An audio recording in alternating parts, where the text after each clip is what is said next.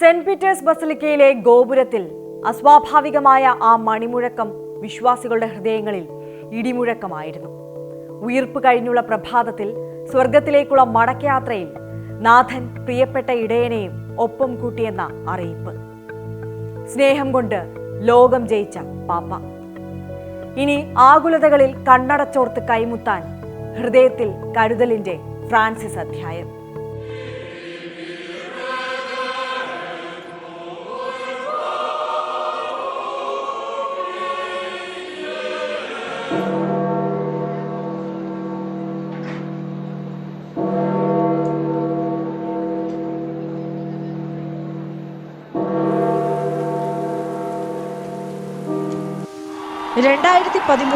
Cysteine ചാപ്പലിൽ നിന്ന് ഉയർന്ന വെളുത്ത പുകയിൽ ഉദയം ചെയ്ത ഫ്രാൻസിസ് ഒന്നാം.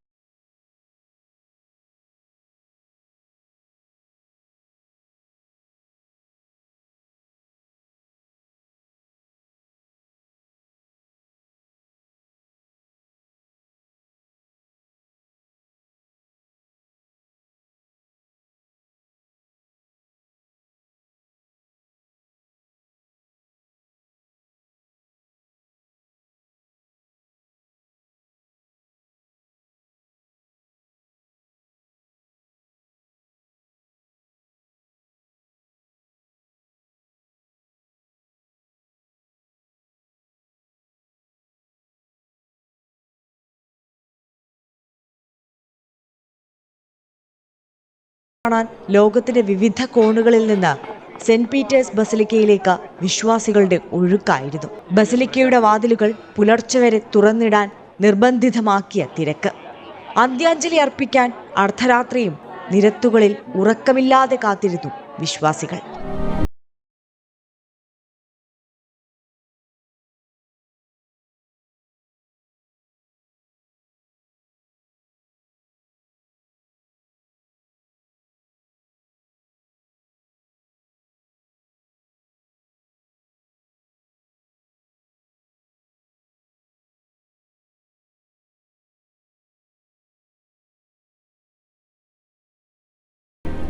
അമ്പതിലധികം രാജ്യങ്ങളിലെ തലവന്മാർ അന്ത്യശുശ്രൂഷകൾക്ക് സാക്ഷിയായി.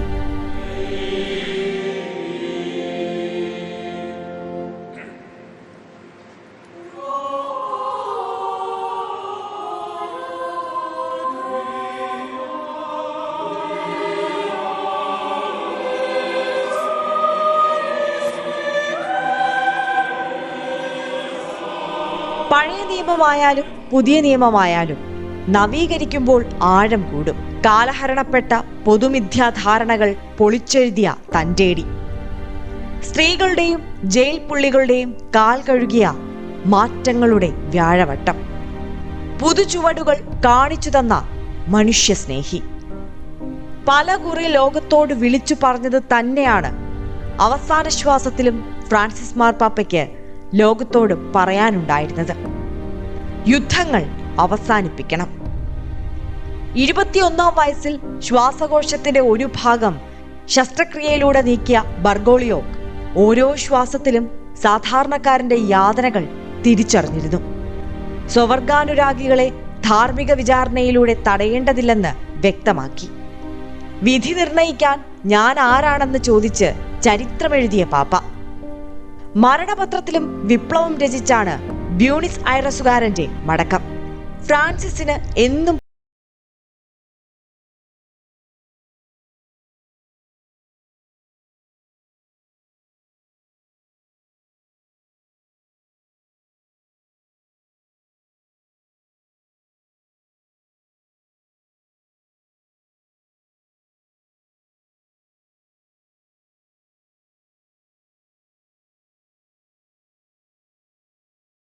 ചേർന്നു.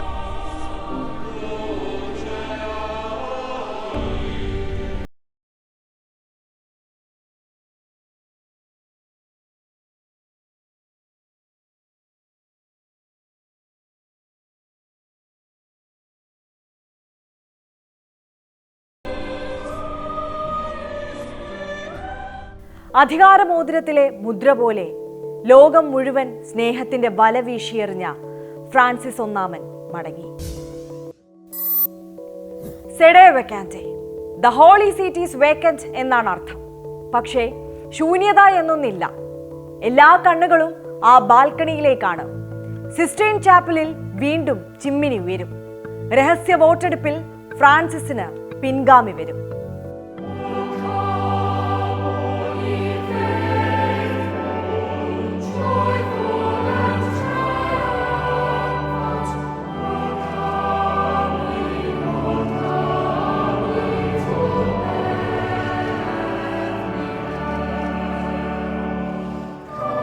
ആരായിരിക്കും അയാൾ? പറഞ്ഞു കേൾക്കുന്ന പേരുകൾ 5 ഇറ്റലിയിൽ നിന്നുള്ള പിയട്രോ പരോളിൻ, ഫിലിപ്പൈൻസിൽ നിന്നുള്ള ആന്റോണിയോ ടാഗ്ലെ, ഘാനയിൽ നിന്ന് പീറ്റർ ടർക്സൺ, ഹംഗറിക്കാരൻ പീറ്റർ എർദോ, യുക്രൈനിലെ മൈക്കോല ബൈച്ചോക്ക്. മാർപ്പാപ്പയാകാൻ സാധ്യതയുള്ള 135 കർദിനാൾമാരിൽ നിന്ന് ഈ 5 പേരുകൾ ഉയർന്നു വരാൻ ഓരോരോ കാരണങ്ങളാണ്. ചിലപ്പോൾ ഇവരാരുമാകില്ല പുതിയ മാർപ്പാപ്പ. കാരണം പല ഘടകങ്ങളാണ് കത്തോലിക്ക സഭയുടെ അധിപൻ്റെ തെരഞ്ഞെടുപ്പിനെ സ്വാധീനിക്കുക. പാപ്പയുടെ തെരഞ്ഞെടുപ്പിലെ പലതും അവിശ്വസനീയമാണെന്ന് തോന്നാം. ലോകം മുഴുവൻ വേരുകൾ ഉണ്ടെങ്കിലും കത്തോലിക്ക സഭയ്ക്ക് ഇതുവരെ ഏഷ്യയിൽ നിന്ന് ഒരു പോപ്പുണ്ടായിട്ടില്ല. ആധുനിക കാലത്ത് ഒരു കറുത്ത വർഗക്കാരനും പോപ്പായിട്ടില്ല. യൂറോപ്പിനാണ് പോപ്പുമാരുടെ കുത്തക. അതിൽ തന്നെ ഇറ്റലി. ഇതുവരെ ഉണ്ടായ 266 പോപ്പുമാരിൽ 217 ഇറ്റലിക്കാരാണ്. കൗതുകങ്ങൾ തീരുന്നില്ല. അന്തരിച്ച പോപ്പ് ഫ്രാൻസിസ് ആണ് ലാറ്റിൻ അമേരിക്കയിൽ നിന്നുള്ള ആദ്യത്തെ മാർപ്പാപ്പ. പക്ഷേ അദ്ദേഹം പോലും ഇറ്റലിയിൽ നിന്ന് കുടിയേറിയ ഒരു കുടുംബത്തിലെ അംഗമാണ്. അദ്ദേഹത്തെ ഒഴിച്ചു നിർത്തിയാൽ 1282 വർഷം മുമ്പാണ് യൂറോപ്പിന് പുറത്തുനിന്ന് അവസാനമായി ഒരാൾ കത്തോലിക്ക സഭയുടെ തലവനാകുന്നത്. ഏറ്റവും കൂടുതൽ വിശ്വാസികൾ ഉള്ളതും വിശ്വാസികളുടെ എണ്ണം കൂടുന്നതും ഏഷ്യയിലും ആഫ്രിക്കയിലുമാണ്. എന്നിട്ടും എന്തുകൊണ്ടാണ് വെളുത്ത വർഗക്കാർ മാത്രം പോപ്പുമാരാകുന്നത്? കത്തോലിക്ക സഭയുടെ അധികാര കേന്ദ്രങ്ങൾ ഇപ്പോഴും യൂറോപ്പിലാണ് എന്നതാണ് കാരണം. ഭൂരിപക്ഷം കർദിനാൾമാരും യൂറോപ്പിൽ നിന്നാണ്. പക്ഷേ ഫ്രാൻസിസ് മാർപ്പാപ്പ തന്റെ അധികാരകാലത്ത് ഇതിനൊരു മാറ്റം കൊണ്ടുവരാൻ ശ്രമിച്ചിരുന്നു എന്ന് വേണം കരുതാൻ. ഇപ്പോൾ വോട്ടവകാശമുള്ള 135-ൽ 108 കർദിനാൾമാരെയും വാഴിച്ചത് ഫ്രാൻസിസ് മാർപ്പാപ്പയാണ്. യൂറോപ്പിന് പുറത്തുനിന്ന് മുൻപത്തേക്കാൾ അധികം പുരോഹിതരെ അദ്ദേഹം കർദിനാൾമാരാക്കി. യൂറോപ്പിൻ്റെ മേൽക്കൈ കുറയ്ക്കാൻ അദ്ദേഹം ബോധപൂർവം ശ്രമിച്ചു എന്നാണ് പലരും കരുതുന്നത്. പക്ഷേ ഇപ്പോഴും കൂടുതൽ പേർ യൂറോപ്പിൽ നിന്ന് തന്നെ, 53. അതേസമയം മറ്റ് ഭൂഖണ്ഡങ്ങളിലെ കർദിനാൾമാരുടെ എണ്ണം കാര്യമായി കൂടിയിട്ടുണ്ട്. 17% പേർ ഏഷ്യയിൽ നിന്ന്, ആഫ്രിക്കയിൽ നിന്ന് 13%, ദക്ഷിണ അമേരിക്കയിൽ നിന്ന് 13%, മറ്റ് ചെറിയ മേഖലകൾ കൂടി ചേർത്താൽ ആകെ 49%. യൂറോപ്പും വടക്കൻ അമേരിക്കയും കൂടി ചേർത്താൽ 51%. ഇത് മുൻപ് 64%. അതായത് വടക്ക് തെക്ക് ഭൂഖണ്ഡങ്ങളിൽ കർദിനാൾമാരുടെ ബലാബലം ഇപ്പോൾ ഏതാണ്ട് തുല്യമാണ്. ഈ മാറ്റം പോപ്പിൻ്റെ തെരഞ്ഞെടുപ്പിൽ ആയേക്കാമെന്നേ പറയാനാകൂ. കാരണം മറ്റ് പല പരിഗണനകളും വോട്ട് ചെയ്യുന്ന കർദിനാൾമാർ നോക്കിയേക്കും. ഏഷ്യയിൽ നിന്ന് ആദ്യമായി ഒരു പോപ്പ് വരട്ടെ എന്നാണ് പൊതു അഭിപ്രായം എങ്കിൽ നറുക്കുവീഴുക ഫിലിപ്പൈൻസിൽ നിന്നുള്ള കർദിനാൾ ലൂയി ആന്റോണിയോ ടാഗ്ലെയ്ക്കായിരിക്കും. ഫ്രാൻസിസ് മാർപ്പാപ്പയ്ക്ക് പ്രിയപ്പെട്ട ആളായിട്ടാണ് അദ്ദേഹം അറിയപ്പെടുന്നത്. സഭയിലെ പുരോഗമന പക്ഷത്ത് നിൽക്കുന്ന പുരോഹിതൻ, വലിയ ജനസമ്മതിയുള്ള ബിഷപ്പ്, പ്രായം വെറും 67. ഇനി ഒരു കറുത്ത ബിഷപ്പിനാണ് നിയോഗമെന്ന് മെത്രാൻ സംഘം തീരുമാനിച്ചാൽ ഘാനയിൽ നിന്നുള്ള കർദിനാൾ പീറ്റർ ടർക്സൺ ആയിരിക്കും അടുത്ത പാപ്പ. വേദപണ്ഡിതനാണ്, പുരോഗമനവാദിയാണ്. യാഥാസ്ഥിതിക പക്ഷത്ത് നിന്ന് അതുകൊണ്ട് തന്നെ കടുത്ത എതിർപ്പ് വരാം.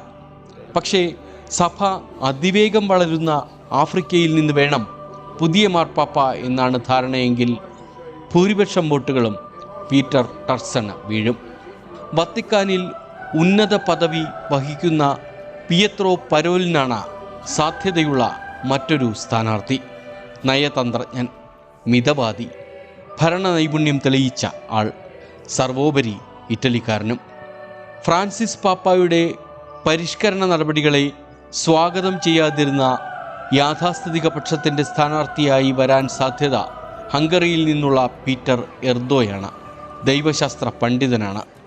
യാഥാസ്ഥിതിക പക്ഷക്കാരനെങ്കിലും സമവായ സ്ഥാനാർത്ഥിയായി ഇദ്ദേഹം മാറാനും ഇടയുണ്ടെന്ന് പറയപ്പെടുന്നു. ഈ അഞ്ചാമൻ ഒരു അപ്രതീക്ഷിത സ്ഥാനാർത്ഥിയാണ്.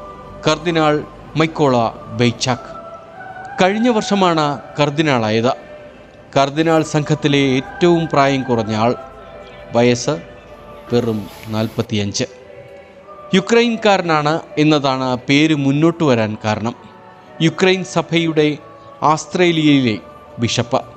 ഇത്രയും പ്രായം കുറഞ്ഞ ആൾ പോപ്പ് പദവിയിലേക്ക് വരാൻ സാധ്യത കുറവാണ്.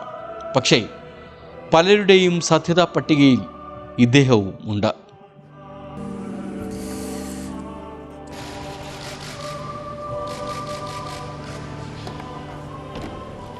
കർദിനാൾ സംഘത്തിലെ 80 വയസ്സ് തികയാത്ത ആർക്കുമാകാം മാർപ്പാപ്പ.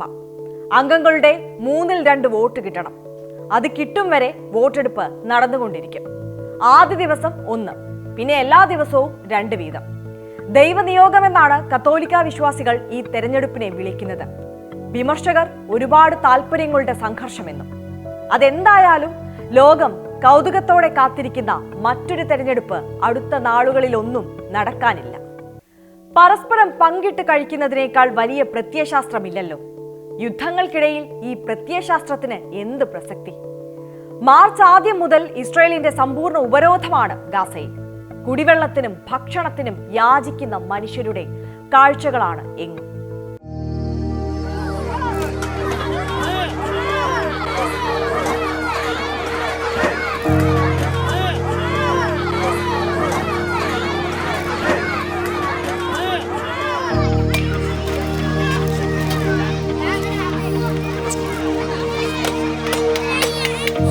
ഈ ഭൂമിയിൽ സംഘർഷങ്ങൾ തുടർക്കഥയാണ്.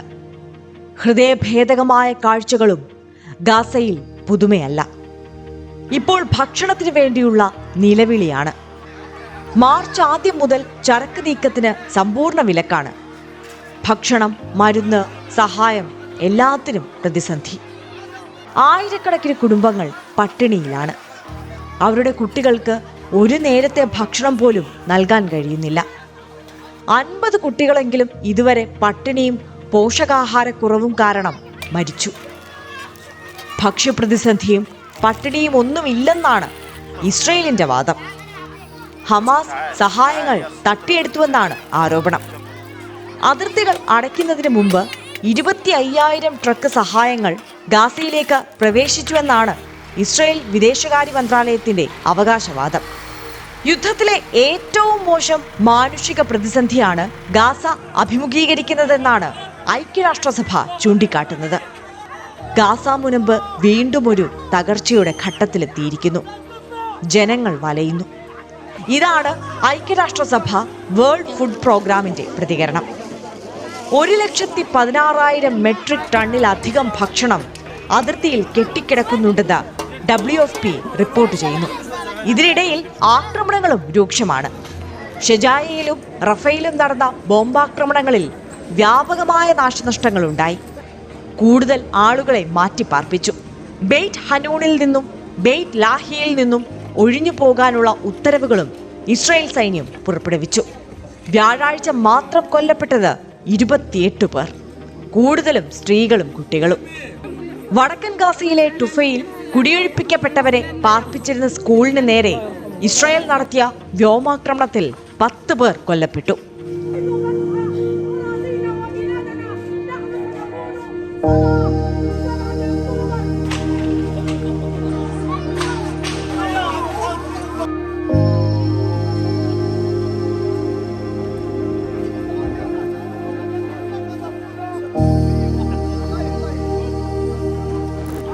ഇസ്രയേൽ രാജ്യാന്തര നിയമങ്ങൾ പാലിക്കണമെന്നും ഗാസയിലേക്കുള്ള സഹായം തടയരുതെന്നും ജർമ്മനി, ഫ്രാൻസ്, ബ്രിട്ടൻ എന്നീ രാജ്യങ്ങൾ സംയുക്തമായി ആവശ്യപ്പെട്ടു. ഇസ്രയേൽ നടത്തിയ ആക്രമണത്തിൽ 51,000-ത്തിലധികം പേർ കൊല്ലപ്പെട്ടെന്ന് പലസ്തീനികൾ. 20,000 തീവ്രവാദികളെ കൊന്നെന്ന് ഇസ്രയേലും. ഹമാസിനെതിരെ രൂക്ഷ വിമർശനവുമായി പലസ്തീൻ പ്രസിഡന്റ് മഹ്മൂദ് അബ്ബാസ് എത്തിയതും ശ്രദ്ധേയം. ഹമാസിനെ നായകളുടെ സന്തതികളെന്നാണ് മഹ്മൂദ് അബ്ബാസ് വിശേഷിപ്പിച്ചത്. അബ്ബാസിന്റെ പരാമർശത്തെ അപലപിച്ച് ഹമാസും രംഗത്തെത്തി.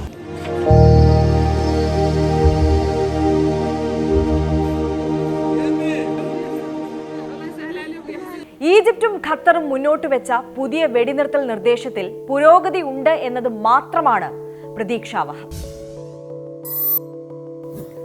ആണവ ബോംബിലേക്കുള്ള നീക്കത്തിന് ഇറാൻ താൽക്കാലികമായെങ്കിലും ഒരു ബ്രേക്ക് ഇടും. ഇറാൻ US ആണവ ചർച്ചകൾ ഫലം കാണുമെന്നാണ് പ്രതീക്ഷ.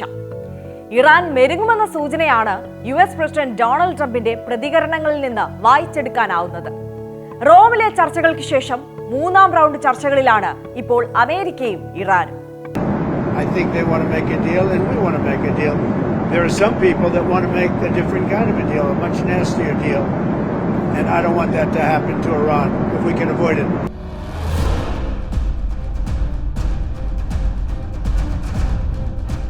എയർഫോഴ്സ് 1 വിമാനത്തിൽ റോമിലേക്ക് പറക്കുന്നതിനിടെ US president Donald Trump Iran US ആണവ ചർച്ചകളെക്കുറിച്ച് പ്രതികരിച്ചത് ഇങ്ങനെയാണ്: I think we are going to have a deal. ഇറാന്റെ അതീവ നിഗൂഢമായ ആണവ രഹസ്യങ്ങളിൽ ആശങ്കപ്പെടുന്ന ലോകത്തിന് ഒരൽപ്പം ആശ്വാസം നൽകുന്നതാണ് ഈ വാക്കുകൾ. ആണവ വിഷയങ്ങളിൽ ഇറാൻ US 2ാം റൗണ്ട് ചർച്ചയിൽ ആശാവഹമായ പുരോഗതിയുണ്ട്.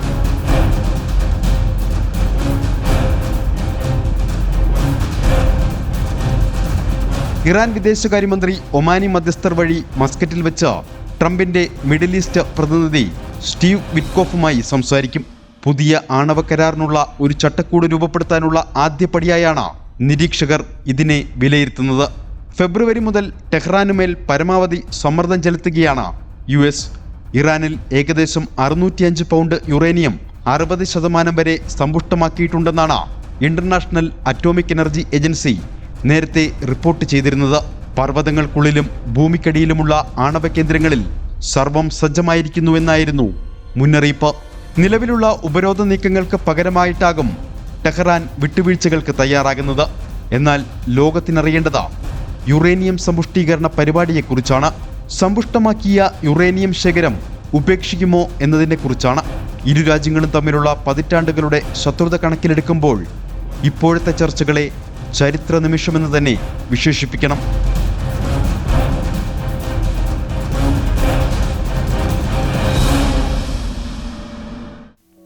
യൂറോപ്യൻ രാജ്യങ്ങൾ ഒരു നിർദ്ദേശം അമേരിക്കയോട് പറഞ്ഞിട്ടുണ്ട്. ഒരു ബാലിസ്റ്റിക് മിസൈലിൽ ആണവ പോർമുന സ്ഥാപിക്കാനുള്ള ശേഷി ഇറാൻ നേടുന്നില്ലെന്ന് ഉറപ്പുവരുത്താനുള്ള ഉപാധി കരാറിലുണ്ടാകണം. മിസൈൽ പദ്ധതി പോലുള്ള പ്രതിരോധ ശേഷികളിൽ ചർച്ചയില്ലെന്ന് തറപ്പിച്ചു പറയുന്നു ടെഹ്റാനും. വ്ളാഡിമിർ നിർത്തു. ട്രംപ് ഒരു സോഷ്യൽ മീഡിയ പോസ്റ്റിൽ എഴുതിയത് ഇങ്ങനെയാണ്: ഈസ്റ്ററിൽ സ്പെഷ്യൽ വെടിനിർത്തൽ പ്രഖ്യാപിച്ചിരുന്നു വ്ളാഡിമിർ പുടിൻ. പക്ഷേ അതിനുശേഷം യുക്രൈൻ തലസ്ഥാനമായ കീവ് കണ്ടത് ഈ വർഷത്തെ ഏറ്റവും വലിയ ആക്രമണങ്ങളാണ്.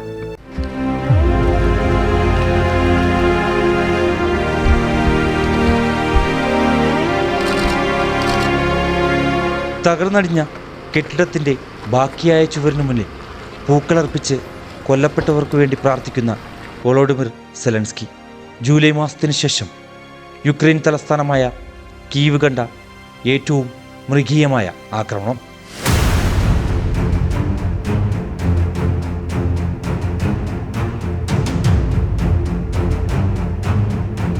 മണിക്കൂറുകളോളം മിസൈലുകളും ഡ്രോണുകളും കീവിൽ പെയ്തുകൊണ്ടിരുന്നു.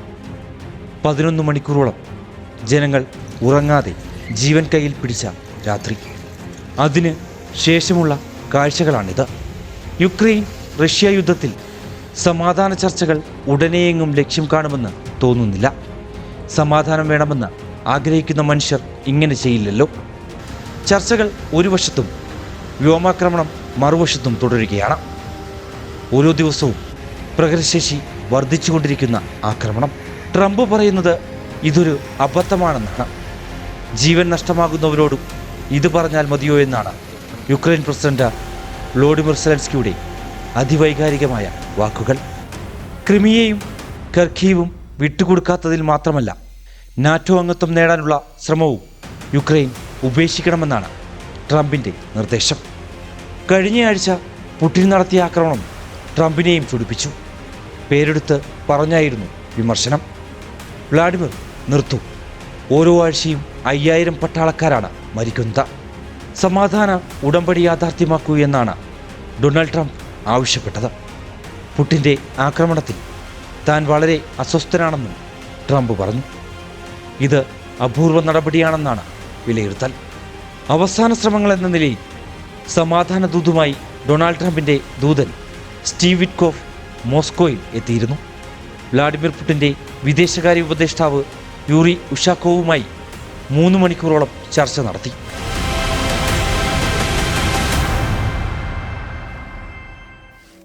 യുക്രൈന്റെ ഹൃദയഭൂമിയായ ക്രിമിയയോ ഖർക്കീവോ വിട്ടുകൊടുക്കാനോ നാറ്റോ അംഗത്വം എടുക്കുന്നതിൽ നിന്ന് പിന്മാറാനോ സെലൻസ്കി തയ്യാറാകില്ല. സെലൻസ്കിയുടെ പിടിവാശി ട്രംപിനെയും അലോസരപ്പെടുത്തുന്നുണ്ട്. ക്രിമിയ റഷ്യയുടേതെന്നാണ് ട്രംപ് പറയുന്നത്. സെലൻസ്കി നിലപാട് മാറ്റിയില്ലെങ്കിൽ മധ്യസ്ഥ ചർച്ചകൾക്ക് അമേരിക്ക നേതൃത്വം നൽകില്ലെന്ന് ട്രംപ് നേരത്തെ ഭീഷണിയും മുഴക്കിയിട്ടുണ്ട്. സമാധാന ചർച്ചകൾ എങ്ങുമെത്താതെ പോകുമോ എന്നതാണ് ഇപ്പോൾ ആശങ്ക. ലോകത്തെ അതിസമ്പന്നരുടെ പറുദീസ, ഇന്ത്യയിലെ കോടീശ്വരന്മാരായ സെലിബ്രിറ്റികൾ അടക്കം താമസിക്കാൻ തെരഞ്ഞെടുത്തുകൊണ്ടിരുന്ന നഗരം ലണ്ടൻ. സമ്പന്നർ മാത്രമല്ല, സാധാരണക്കാരും ജീവിതം കരുപിടിപ്പിക്കാൻ പറന്നിറങ്ങുന്ന സ്വപ്നഭൂമി. പക്ഷേ കോടീശ്വരന്മാരെല്ലാം ലണ്ടൻ വിടുകയാണ്. അതിസമ്പന്നർ ആഠ്യത്വം കാട്ടാൻ മോഹവിലയ്ക്ക് ലണ്ടനിൽ വാങ്ങിയ ഭൂമിയും വീടുമെല്ലാം ഉപേക്ഷിച്ച് പറക്കുകയാണ്.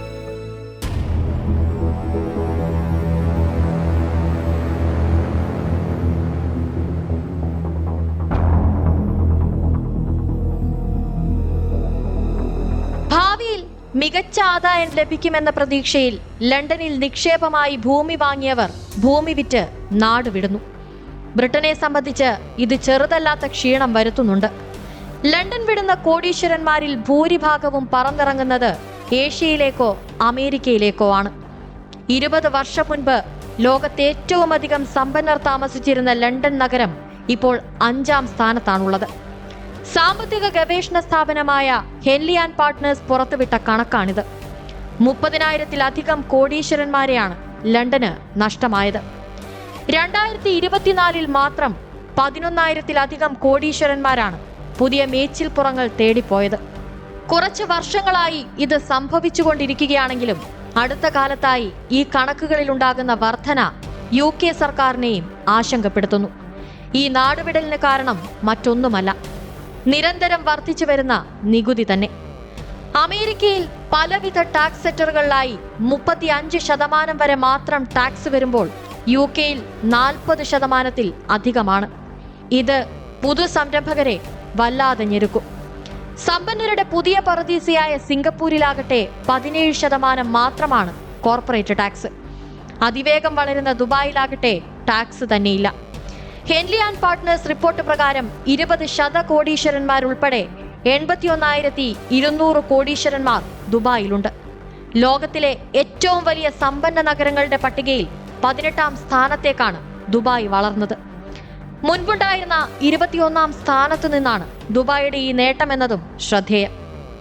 2008-ലെ സാമ്പത്തിക പ്രതിസന്ധിയിൽ നിന്ന് പൂർണ്ണമായി കരകയറാൻ ബ്രിട്ടന് കഴിയാത്തതും യൂറോപ്പിന്റെ മറ്റു ഭാഗങ്ങളിൽ നിന്ന് വേർപെടുത്താനുള്ള ബ്രിട്ടന്റെ തീരുമാനവും തിരിച്ചടിയായി. മറ്റ് യൂറോപ്യൻ നഗരങ്ങളെ അപേക്ഷിച്ച് ഏറ്റവും കൂടുതൽ കോടീശ്വരന്മാരെയാണ് ലണ്ടന് നഷ്ടപ്പെട്ടത്. യുക്രൈനുമായി യുദ്ധത്തിലാണെങ്കിൽ പോലും റഷ്യൻ തലസ്ഥാനമായ മോസ്കോ നഗരത്തിലേക്ക് കോടീശ്വരന്മാർ ചേക്കേറുന്നുണ്ട്. IT മേഖലയിൽ ഏഷ്യയുടെയും അമേരിക്കയുടെയും വർദ്ധിച്ചു വരുന്ന ആധിപത്യമാണ് ബ്രിട്ടൻ നേരിടുന്ന മറ്റൊരു ഭീഷണി. ഇത് നിരവധി സാങ്കേതിക സംരംഭകരെയും കോടീശ്വരന്മാരെയും അവിടേക്ക് ആകർഷിച്ചു. മറ്റു വിപണികളെ അപേക്ഷിച്ച് ലണ്ടൻ സ്റ്റോക്ക് എക്സ്ചേഞ്ചിന്റെ പ്രാധാന്യം കുറഞ്ഞു വരുന്നതും നിക്ഷേപകരെ പിന്നോട്ടടിപ്പിച്ചിട്ടുണ്ട്. ഏറ്റവും കൂടുതൽ കോടീശ്വരന്മാരുള്ള മികച്ച 10 നഗരങ്ങളിൽ 7 എണ്ണവും അമേരിക്കയിലും ഏഷ്യയിലുമാണ്. New York city, the bay area, Los Angeles, Chicago എന്നിവയാണ് ടോപ്പ് 10 പട്ടികയിലുള്ള അമേരിക്കൻ നഗരങ്ങൾ. 3,84,500 കോടീശ്വരന്മാരുമായി ന്യൂയോർക്ക് നഗരമാണ് ഒന്നാം സ്ഥാനത്ത്. ടോക്കിയോ, സിംഗപ്പൂർ, ഹോങ്കോങ് എന്നീ ഏഷ്യയിലെ 3 നഗരങ്ങളും പട്ടികയിൽ മുന്നിലുണ്ട്. കണ്ണീരുപ്പിന്റെ രുചിയുള്ള അധ്യായങ്ങളായിരുന്നു ഭൂലോകത്തിൽ ഇക്കുറി. യുദ്ധങ്ങളിൽ ജയപരാജയങ്ങളില്ല. ജീവിതം വെട്ടിപ്പിടിച്ച അവസാനം സ്നേഹത്തിനായി യാചിക്കുന്നവരാകും എല്ലാ യുദ്ധങ്ങളുടെയും ബാക്കി പത്രം. മാറ്റങ്ങളുടെ മെയ് മാസം വീണ്ടും കാണാം പുതിയ ലോകവിശേഷങ്ങളുമായി.